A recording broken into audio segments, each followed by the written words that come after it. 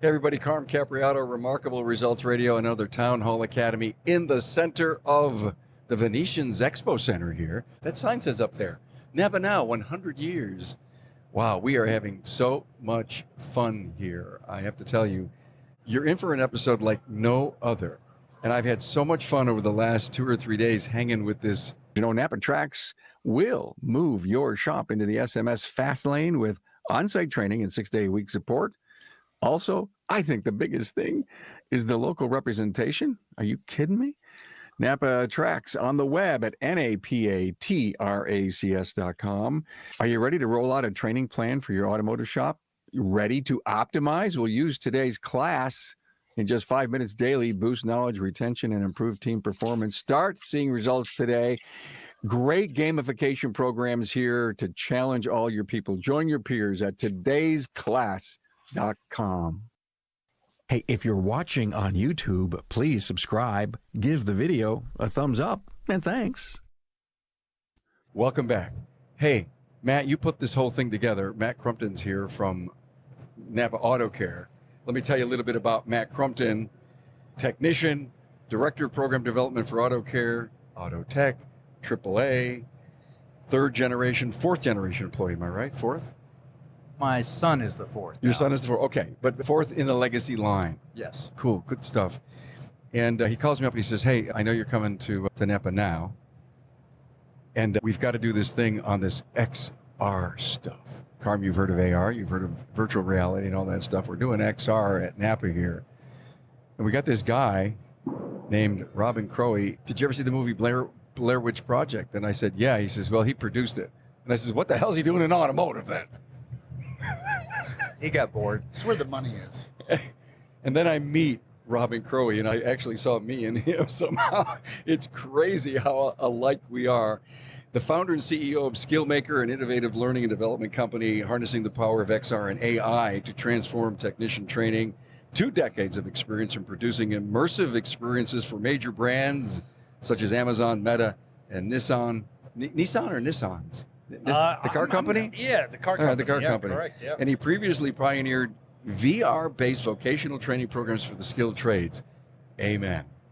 His father spent more than 50 years less. I met him the other day. He tells me he's 87 years young. He looks like $1 million. 50 years developing training initiatives for Ford, Mercedes-Benz, and Fortune 200 companies. What a brilliant guy. I see where you get your energy from. I've learned so much from him. Robin's an experienced storyteller who's produced, as I said, the cult classic, The Blair Witch Project, and led EA Madden's NFL video game franchise. He blends a creative vision with cutting-edge technology and a deep commitment to workforce development, revolutionizing the way automotive pros learn and grow and deliver remarkable results. Thank you. That was so well written. And I says, wow, maybe he likes me, maybe not. I appreciate that. It's very, very well written. Yeah. Thank you, sir. When I saw your background and I said, what the hell is he doing in automotive training? And then I actually meet him on a Zoom call and I realized that you landed this most incredible rocket, like almost Musk puts that rocket back on the flat in the ocean. This is really cool. Also with me is Jim Przybylski, and Jim is in the training program manager for NAPA Autotech Training, and you've done an awful lot to make this all happen, right? There's been a little bit of work, yeah. I bet you. Been home lately? I think I saw my family in December. In December. Yeah. Okay, cool. And also Daryl Cawhorn. Yes, sir. Did I say that right there? Yes, you did. I get the headsets on. I was always, as a kid, I've always wanted to do that. So I got the VR one on first. Is that virtual reality? And then I did the augmented reality, where didn't I see you in the augmented reality one? Yeah. And wow, you're a star, AR star. And I picked up the right tool and I scanned the QR code of the tool. I was so fascinated with where this whole education piece is going. And then, oh, by the way, there's more. We have meta glasses to put on. We have seen the software that you can go out and ask AI questions about certain things in the automotive. It doesn't matter what, anything in the world.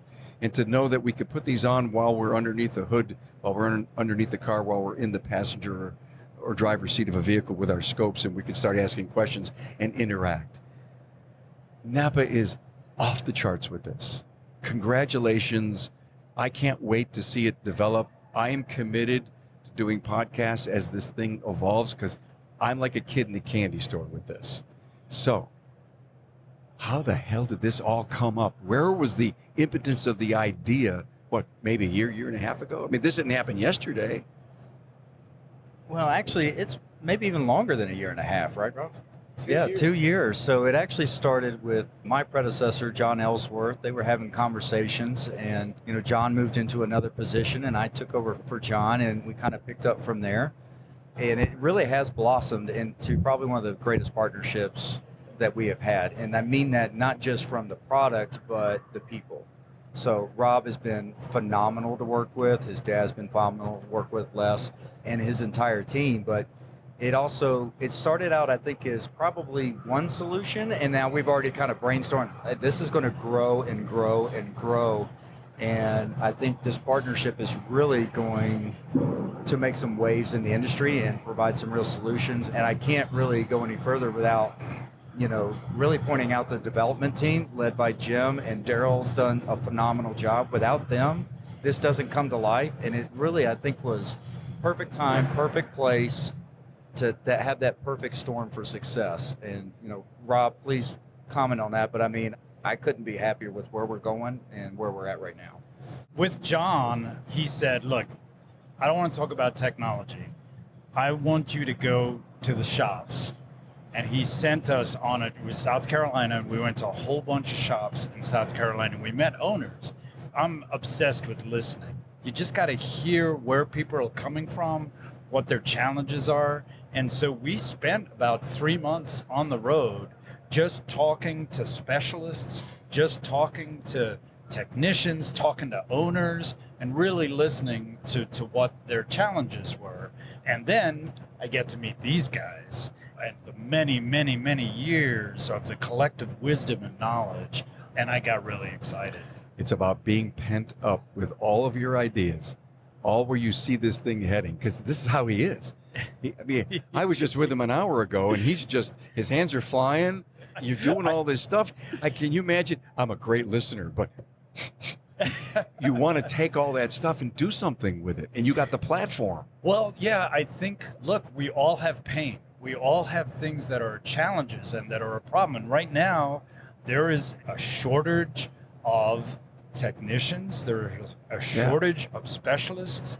And unfortunately, it can take 2 years to share that knowledge. And so when we kind of centered on this, and Jim and I have started calling them Super C techs or whatever you want to call it, really what we were looking at is what makes money for a shop?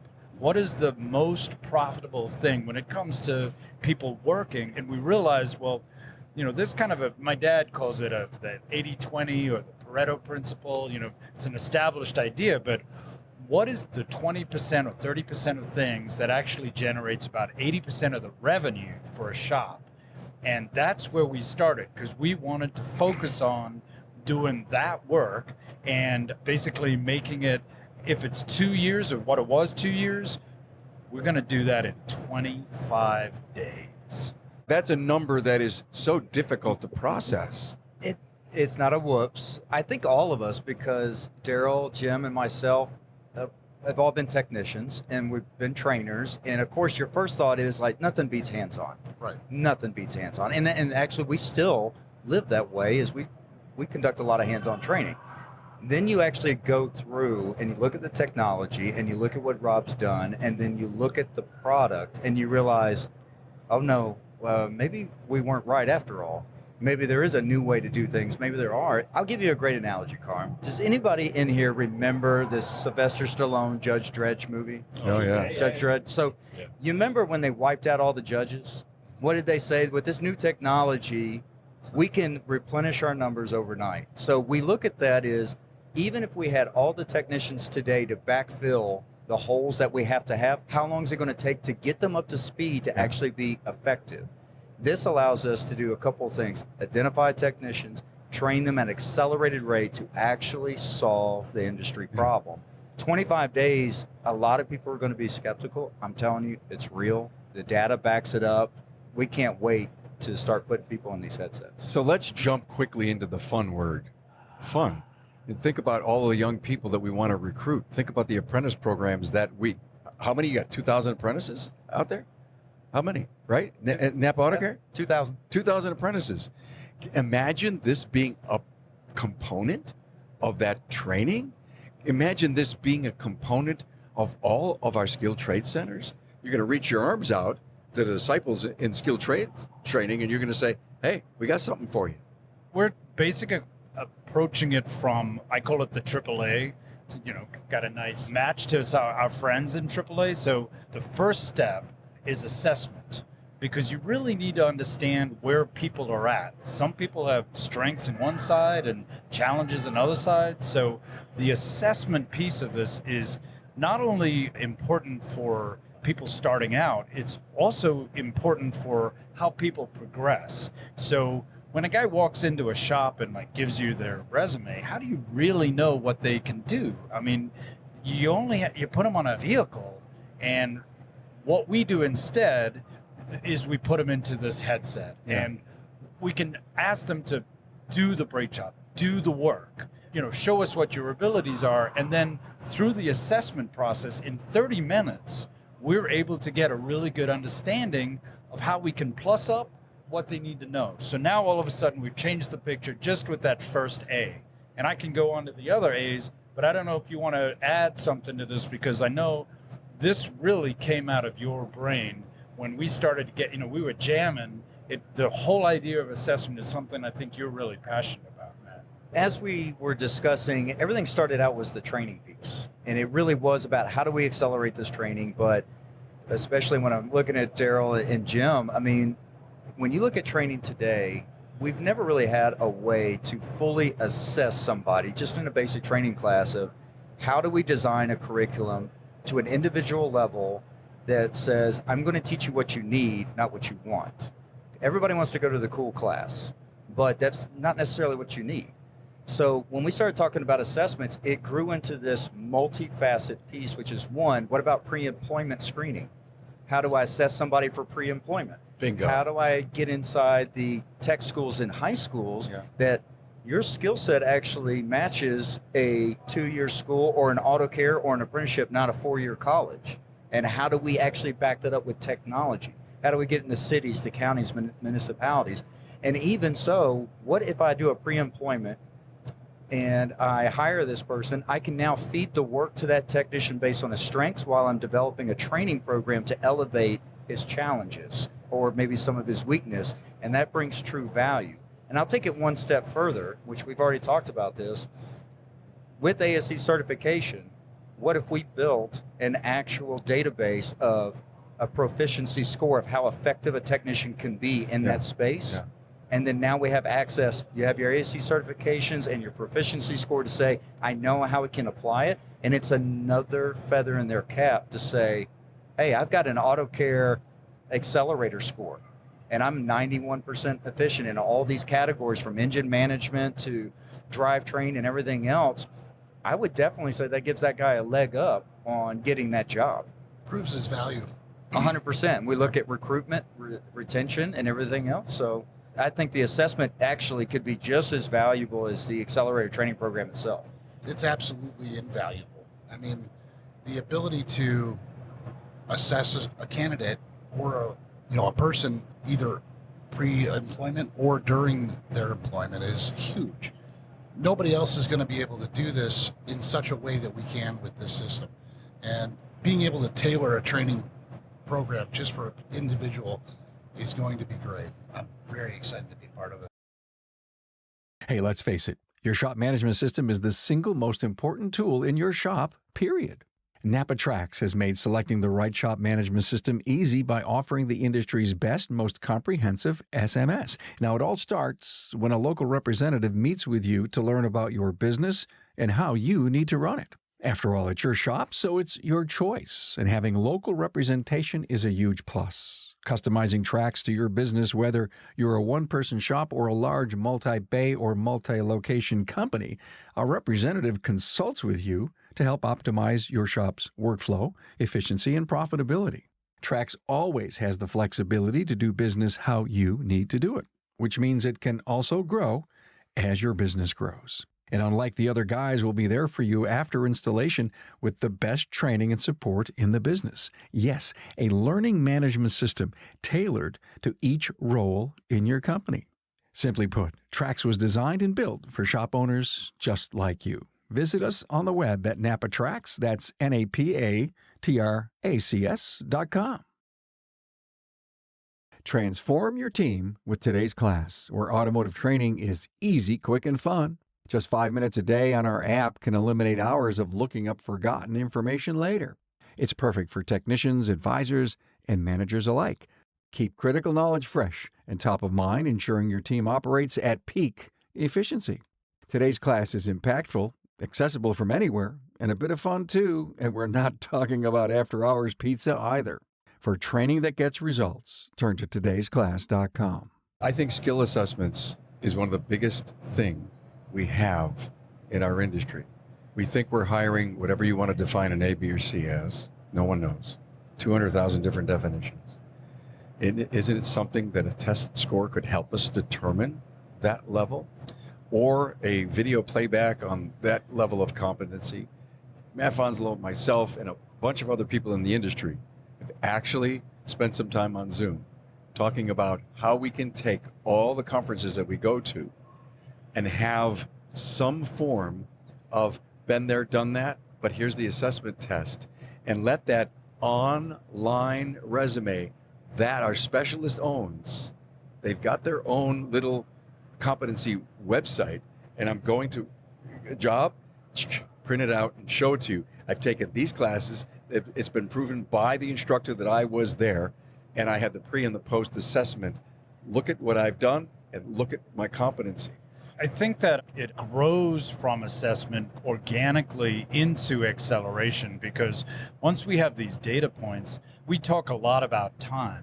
You know, how fast can you get a vehicle in, on a lift, up, do the job, down, out the shop, with quality. Yeah, absolutely. Right? So when we are spending time basically upskilling people, we want to make sure that we're not wasting their time. So why teach things that they already know, they already have competency in, right? So now you come into the accelerator, and the first thing that we do, you know, the thing that I get a little frustrated with is everybody's like, oh, it's VR. I know what VR is. This is not normal VR, right? This is hyper focused on what you need to do. You step into the shoes of the person doing the work. So that Blair Witch thing, that whole idea of immersive point of view learning, we do that. But then we put you in a simulator where you are tested. So we call it Teach 5, Test 5. And my gaming geek has to come out of me, because when you play a game, you're constantly testing people. You're constantly leveling up. So you can't, you know what, Carm? You have to get 100% on this, right? So we teach you 5 ideas, and then you can't get to the next 5 ideas until you've beat the boss, right? We're building gamification into the experience. We're building quality into the speed. We're combining those two. That's why we call it the accelerator. We don't call it VR because it's XR. And XR means a combination of the digital world and the physical world. I have this word, I know it's going to sound silly, but it's a pretty crazy word. If you take the word digital and you smush it together with physical, you get Phygital. Okay, we live in a real world that we want to augment with the digital world. We are all Phygital humans, right? And so the acceleration part of this is about giving people what they need. I love that, Matt. I love that. What they need in a Phygital way. Phygital. It's like V'ger. Yeah, there's that word again. I think the other thing we can say, because, you know, when you look at a lot of certification testing is, you know, take Jim, for example. So he's President's Club. He's the top of the top and everything else. And he's put a lot of money and time into that and his own dedication. And that's an accomplishment that does not get achieved by much. And this is the reason he leads our team. But go back to it is that's an achievement that he is able to show his progress by those certifications. That's sometimes hard to do with some of the younger guys, that it's going to take a lifetime to get there. What if you actually had that assessment? You could go back 5 years and watch how he has actually progressed. Sure. Same thing if he's working for you or he's not, or maybe he starts to degress, and that's where you can start to develop training programs. Maybe it's something he's not seen every day, he's getting out of habit. So it's a constant evaluation that you should be doing. Yeah. And I think everything that these guys have done is really all due to their efforts, their expertise and everything, and it's going to rock the industry. I really do. As the technology progresses and the training progresses with it, then if they're not meeting that, then they can degress their score, right? Yeah. We're going to get to the third part in a second, but I want to spend some time on the game mechanics a little bit, because this man Wait a here. minute. Stop. Yeah, yes, No, sir. Stop, Robin. Well, So I'm sitting here wondering why Daryl is here. I I started to realize he's the most handsome person here. So if you were going to film him on the reality of the glasses, we sure wouldn't want Carm on that film. We would want Daryl on that I film. will openly dispute that. Well, Carm, you and I are the same human. I think you're right. Because where I was going was, when I met, Jim introduced us to Daryl, and Daryl goes by the nickname Sasquatch. Jim, by the way, is Mongo. So just so you know, Mongo, really? He's Mongo. Yes, he's a Mongo. My God, you are. But when I met Go Daryl, like Carm. Okay. there were so many things about Daryl that I was like, every filmmaker has to have his star, right? So Daryl is my star, which I'm very privileged to have him as that. But there's a couple of things that make Daryl so good in this series of experiences that we're creating. One, he really, really knows his stuff. Right? Yeah. You can say shit. Okay, this man knows his shit. Okay, but two, he's got this, like, he's a big man. He's got these huge hands. Not disputing that. He's got these huge hands. Yeah. And Hold him up for the camera. yeah, there you go. We put I have two of them. we put the camera like right at his point of view. Yeah. And we film his huge hands. I never forget this moment. We're working on one of these things. He had to lift a gigantic F-150 tire. He puts his hands right here, and the camera reaches over, and you just see these hands come in. He lifts it off, and it's like, no human can do this. Only Sasquatch can do this, okay? But the point is, when you're experiencing it, you're seeing it through his eyes. Yeah. And you're getting the opportunity to step into the shoes of this master specialist, like this master guy who's worked for so long. And that's how you learn, by doing it the way, so you see it from his point of view, and then you do it the way he did it. And, you know, Jim and I have talked about this a lot. Look, you're going to get into all kinds of degrees of gray and exceptions and everything like that, but you got to start with what do I say, Jim? Best practice. Best What is the practice. best practice? What is the best practice, right? And that's what Daryl does. Daryl does the best practice. So you're going to get the best versions, and then later on you'll get all the exceptions and the other things and everything. When you're coming into this, you're stepping into Daryl's shoes, big shoes to fill, and experiencing that, and then doing it with best practices. Incredibly valuable. And Daryl has been there for us because he does all the voices, he does all of the content, he does all of that. So it's a lot of work, and he puts in incredible hours in doing it. So Daryl, do you have an agent? Not I'd be yet. more than happy to represent you. I appreciate that. No, it's been an absolute pleasure to be on this, and kind of piggyback on something that Matt was saying over here. An idea I just come up with is maybe a technician comes in and they do the initial process, initial assessments, and they run through the skills and they're fine. Well, what if that technician doesn't get any job related to that activity, that skill set for a long time?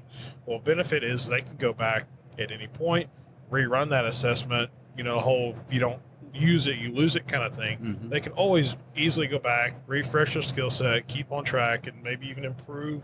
Maybe they want to track it by the time it took them to run through the skill assessment, and that's their own goal, to do it faster, to be better. And then when the day comes where they do that type of work, then they're ready for it, we keep moving on and keep moving forward. So I think that's a good aspect of this whole program that is not as easily repeatable with some other things. Okay, I'm bought in. To our left, about 200 feet to my east, is the NAPA Autotech booth, where all this stuff is being demonstrated. You're there, your dad's there, Daryl's, you're all there. What are your customers saying? I can tell you what our Auto Care Council said when we demoed it at our last council meeting. They came out of the room.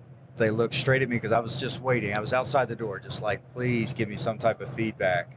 I knew it was going to be good, but I didn't realize when they came out, they all said, I don't care what it costs, when can I have it? And they got just a glimpse.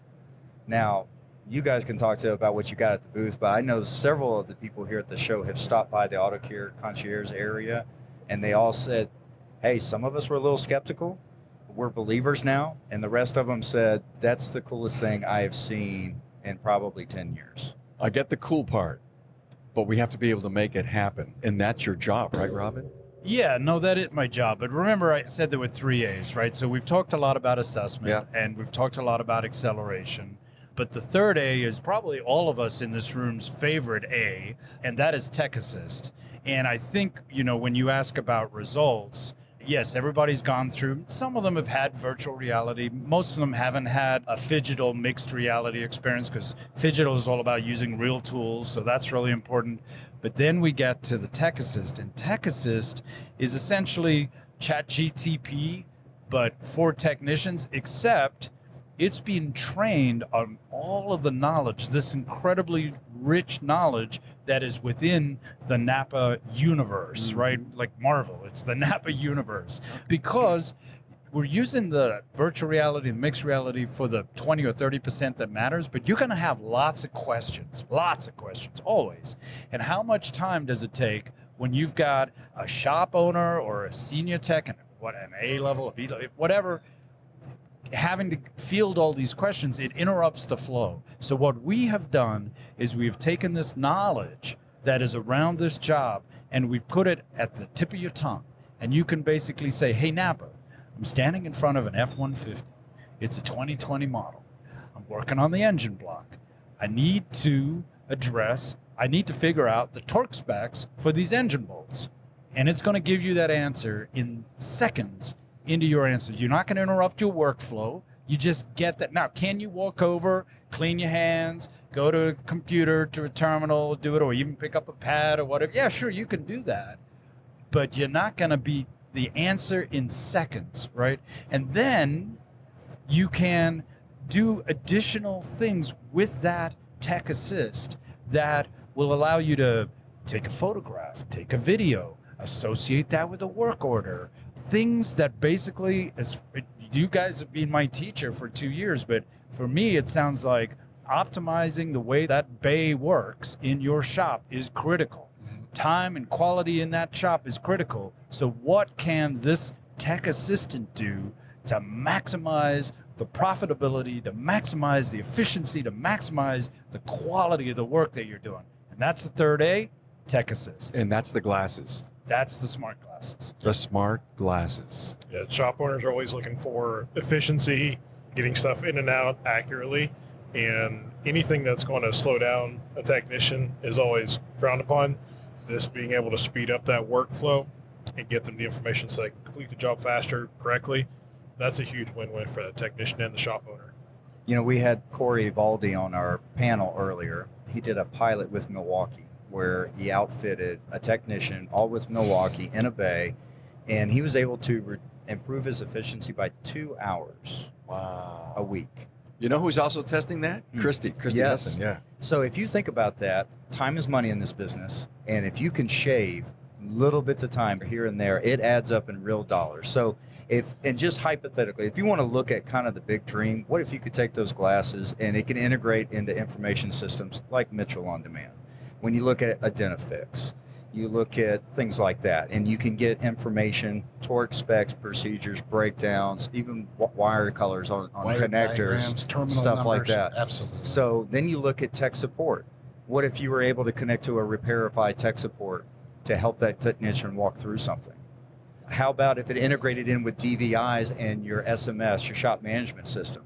Instead of having to take the tablet and take a picture when you find that a wire's been chewed up by a rat and that's causing the open circuit code, what if you were taking the pictures with the glasses and automatically loaded into your DVI or right into your SMS? So all of a sudden, it comes down to shaving minutes that turns into hours, that turns into dollars for technicians and shops alike. I just had a total brain immersion when you said DVI and the glasses. It's total point of view.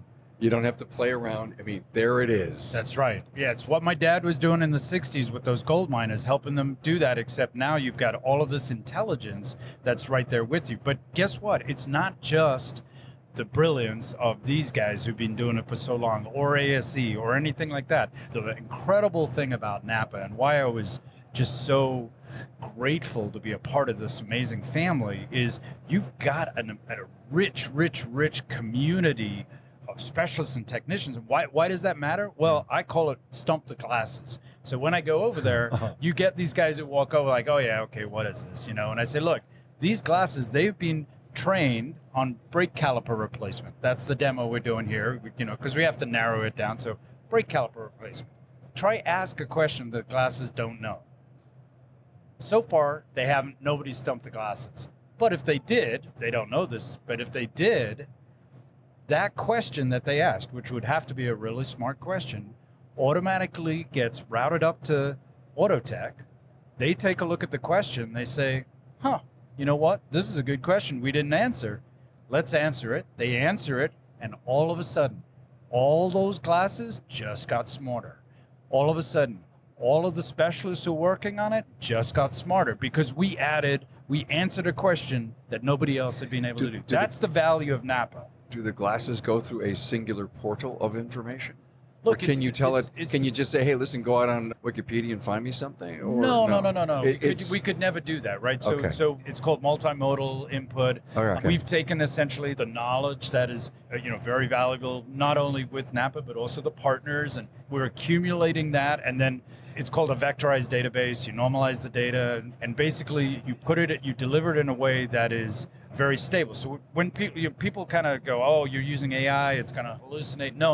Okay. This is not hallucinating Okay. AI. This is Structured AI. This is structured data. We're not even AI is not even involved in this All right, part of it. okay. It is got you are fixing vehicles. You need to know that the answer that you're getting in those classes is 100%. Yeah. And when we were doing this, you guys remember this? Actually, it was like, Daryl, I know you're on the road, man, but I need you. And he literally was like, well, the only time I can do it is 11 p.m.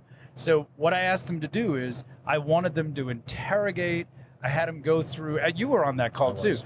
I had them go through 300 questions that I said, all right, this is the question that we asked. This is the answer that our system gave. Is it correct? And we went through and it was correct. It has to be 100% reliable. Wow. So if you're going to have an assistant, they're helping you side by side with you. It's got to be 100% reliable. All right. Yeah. Can you do me a favor, Robin? Yes, sir. Spend 1 minute and a half on your dad and the POV about the gold. I was a kid. We grew up in South Africa, and my dad was an industrial psychologist. He's been in learning and development his entire life, but this is early days for him. The people who were working in the gold mines couldn't read, couldn't write, didn't speak English, most of them. And they were being asked to operate really dangerous equipment, explosives. Their data was on mortality. They were trying to decrease the mortality rate in the gold mines. That's what Dad got hired for. And he reached out, he picked up a film camera, and he thought, well, if I can actually film from the point of view of these gold miners, I can help other gold miners step into the shoes of those people and film that. My job was to go into the bag. So what that means is, in film, you've got to make sure it's inside a bag, and you do all the work. So I got to know the mechanisms of the film camera. So I got to have my hands literally on the film camera, and I would lug the gear around and everything like that. When I graduated, I was working in film school. When I came to like decide, okay, now I want to do something, you steal from the best. I just stole from my dad. And that idea that the gold miners had, that first person experience, I was like, wow, that would be pretty scary if it was in the woods. I can apply that immersive experience to horror movies. And that's the origin, from my point of view, of the Blair Witch Project. Your dad's a great guy. He's a cool guy. He's a cool guy. Jim, are you having any fun developing this? And do you see where all the young people are going to want to be in the Cool Kids Club when it comes to this extended reality? It's extremely fun and aggravating because I want to get it all in there, right? And every day I come up with new ideas of things that I'd like this process to do. And whether it's looking at wiring diagrams or diagnostic flow charts or all of these things that it can actually link to and provide information on, it's endless. And really, it's going to be a game changer. This is going to change the whole training industry. Okay, how do we get this in our hands? Is there a launch date? Do you guys have something? Yeah. So the thing that people need to do, we have a website. You can obviously go through the partner side. It's NAPA Okay. And you basically, we've got these QR codes. We'll get you all the information you need on the website. Right. But people come through there and then they sign up. We are charging people money to get in line. And I know that sounds silly, but the thing is, we only want shop owners who are you vote with your money. So it's $297 at the show, or if you listen to the podcast, you're going to get $100 off that. Whoa. So for $197, you join this program. What does that mean? Well, we're pretty smart guys. We put a lot of energy into this. But at the end of the day, if it doesn't work for shop owners, if it doesn't work in the field, what are we wasting? We don't want to waste anyone's time. So what we're doing is we're inviting people into this program to participate and give us their thoughts. As we map out this roadmap, going back to what I said, and I know I love to talk, I know I do that whole thing, but my dad always taught me, Papa always said, you got to be a listener. And that's what this program is about. We are listening to shop owners and making sure that this fanciful technology, who cares about the technology if it doesn't actually do it? So come join the program, and then we can't say exactly when it's going to come out, but I don't know. You want to talk about that roughly? Wait, Matt, before you prognosticate here, this is kind of show me you care, get involved, kind of 297. Is that? It's more than show me. You want to be involved. Is that? That's it. You want to be involved in yes. this. If you want to be part of guiding where this goes, if you want to be, I've had a lot of people come, and we've already talked a lot about this. They are very involved in their high schools. Like they go in, they do, all kinds of, they're like, hey, this would be great to have in the high schools. Well, that is something that we've talked about. We are absolutely going to do that. Fabulous. But it's different if you say, oh, I'd like it to be in high schools. But if there are people who are actually in the high schools doing the work, all right, what's that look like? How are you going to do it? Like, what is the reality of how we're implementing this? Because I'm one of those people who's you measure 3 times, you measure 4 times, you cut once, right? Yeah. Like we want to make sure that when this hits the ground, whenever Matt says I can say we could hit the ground, when this hits the ground, that it solves problems. We want to get ahead of it, and that's what we're launching today. That's what we're launching on this podcast. That's what we did a masterclass about. It's get involved, be a part of the way this lands. So if you want in, it's NAPAaccelerator.com, and the code is NAPA Early 100. NAPA Early 100, and you get $100 off if you want to be in the Cool Kids Club. And I'll put it out that our target is in the first half of 2026. Now, Nice. Of course, there's a lot of work that has to be done. We're not setting any dates right now, but that is our goal and our target. I know we've got the best team to get there, but there's still a lot of work to be done. And here's the one thing that we can't really foresee right now is we're going to put the best product out there. So we can finish a product in time, but is it the right product? Mm-hmm. So we're going to make sure that we go over this thing with a fine-tooth comb. It's going to go through the best minds in the industry, And we're going to make sure it is the product that we know it's capable of being, and it's going to meet our customers, actually exceed our customers' expectations.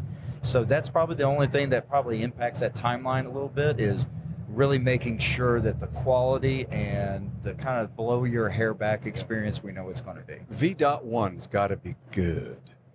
Right. Yeah, exactly. V.1 has got to be great. Okay, And- baby, I'll take that. Yeah, and the point of this program is to get ahead of it, right? Yeah. I'm always in gaming, right? You always have your beta testers. You always have your beta players. Who's playing the game? Who's on the sticks? Who's figuring it out? Oh, wait, that wasn't a good experience. That wasn't this. So you need to have these early adopters, the people who really care about it, the ones who are not Jim and not us, because it's hard to step outside of our point of view and step into those shop owners' point of view. So that's, again, why we're doing this. Go to that website, get involved, because we need your perspective on this. Yeah, tell us your pain points. Tell us what challenges we can solve for you, because this can do it. We just need to know what they are. I'll add one more thing, because Jim mentioned this earlier, and Matt and I have talked a lot about it. There's only so much time, and you can only do so many things in that amount of time, and we're going to have to make some hard choices as to what we include and what we cut. But when we cut something from V1, it's in service of whatever we keep.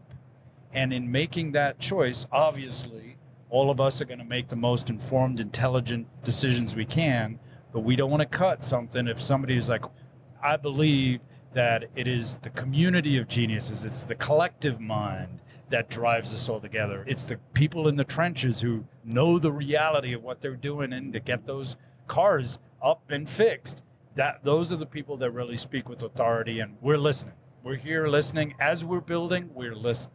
Well, Great. The good news is V1 is not the end, right? It's just the Oh, beginning. no. I mean, that's why, listen, when you say V1, there's always going to be a 2 or That's a right. 1 or a 1.5 or something. I think we've all got used to that. I'll just throw this in that, we're working on the one we've got done so far, working on that in my head, trying to figure out what the final product would look like and what the end customer would see it. And now that seeing that version of the amazing work that Robin's team did with the graphics, and it's amazing, just generates so many more ideas that want to put into the future models that we have coming up to record, and ways we can execute them and just keep making it better and better and better, and to be the absolute best product out there. I got so many ideas that want to roll into the future ones.